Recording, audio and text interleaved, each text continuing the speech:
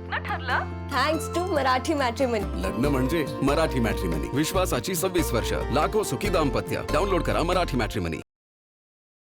दादा जरांगे पाटील आज करमाळा दौऱ्यामध्ये. दादा काय सांगाल, आज करमाळा दौरा केलाय, शहीद जवान नवनाथ गात या कार्यक्रमाला हजेरी लावली, काय सांगाल? हे भाग्य आहे. शहीदांच्या स्मृती दिनानिमित्त नवनाथजी गात साहेबांच्या स्मृती दिनाला मला उपस्थित राहता आलं. हे देशाला वाचवण्यासाठी शहीदांचं खूप मोठं योगदान आहे आणि त्यांच्या कार्यक्रमासाठी आमच्यासारख्याला आम्ही खरंच नशिबान मानतो की आम्हाला अभिवादन करण्यासाठी योग आला. दादा आपण आता सांगितलं बोलताना की शेतकऱ्यांसाठी देखील मी लढा उभारणार आहे, कधीपासून लढा होणार आहे? हे जरा सातारा संस्थांचं गॅजेट हे 2-3 पुण्याचं औंधचं आणि कोल्हापूर संस्थांचे राहिले. एकदा गॅजेटियरचे JR निघाले का मग मी मोकळा होतो.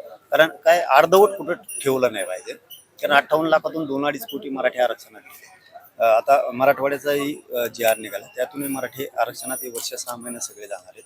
आता पश्चिम महाराष्ट्राला हा JR निघाला म्हणजे पश्चिम महाराष्ट्र मला वाटतं सातारा संस्थान हा अर्ध्या कोकणापर्यंत जातो. मी जी माहिती घेतली त्यानुसार म्हणजे महाराष्ट्र शिल्लकच राहत नाही. हे काम पूर्ण होतं. अर्धवट सोडायला नको. अर्धवट सोडल्यामुळं समाजाचं लेकरबाळाचं वाटलं होतं भविष्याचं. हे पूर्ण करतो आणि एकदा शेतकऱ्याचा मुद्दा हातात घेतला त्याचा तुकडाच वाढतो. नक्कीच आपण पाहतो की आता आपण भाषणामध्ये देखील उल्लेख केला की मुंडेंचा जो कार्यकर्ता आहे गोविंद फड याने फेसबुक पोस्ट केली होती की त्याबद्दल मला नाही माहिती कोण आहे ते पोस्ट कर, नाही तर काय कर. मी असले मोजित नाही असले, मी असल्याला मोजित नाही कोणाला. हे पोरं मला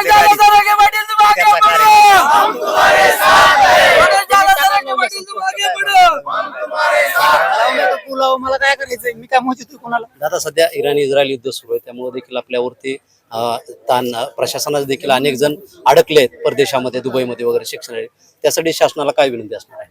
मला वाटतं जाधव नावाच्या मुलीचा परवा आम्हाला फोन आला होता. आम्ही असं दुबईमध्ये अडकलोय. त्याच दिवशी आम्ही मुख्यमंत्री कार्यालयाला संपर्क साधून ते नावं दिलेत आणि मुख्यमंत्री कार्यालयाला त्या दिवशी सांगितलं आणि मुख्यमंत्र्यापर्यंत त्यांच्या ओळीनं पण मेसेज दिलाय की अशी माहिती आमच्यापर्यंत आली आणि त्यांनी आपल्याला मुख्यमंत्री कार्यालयाला कळवली. आता ते सुद्धा ती प्रक्रियेत आहेत तिकडच्या. असे त्यांचा निरोप ओळीचा मुख्यमंत्र्यांचा मला आला. आणखी अनेक कुणबी दाखले प्रांत कुडोरी कार्यालयामध्ये रखडलेले आहेत. ते वारंवार समाज बांधवांनी देखील आपल्याकडे व्यथा मांडली होती.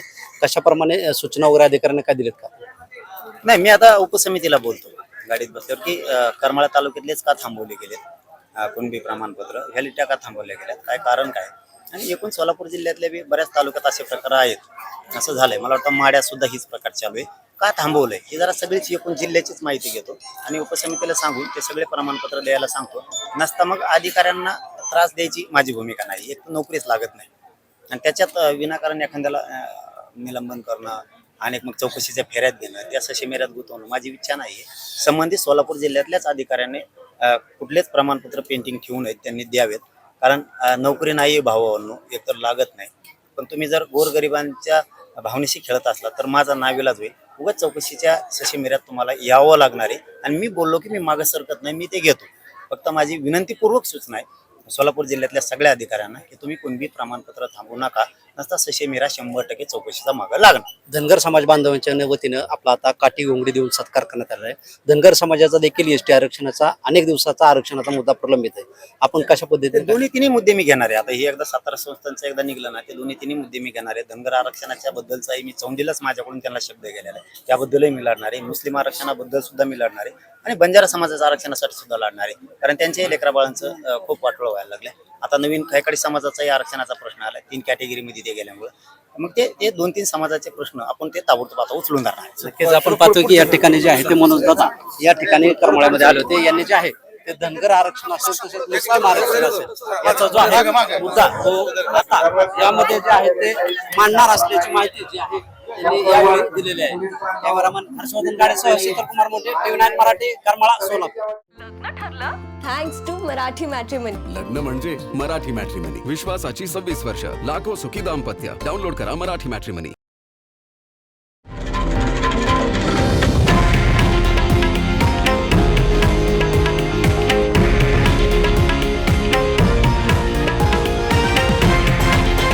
हे आहे देशातील नंबर 1 न्यूज नेटवर्क आणि आपण पाहत आहात TV9 मराठी, एकमेव.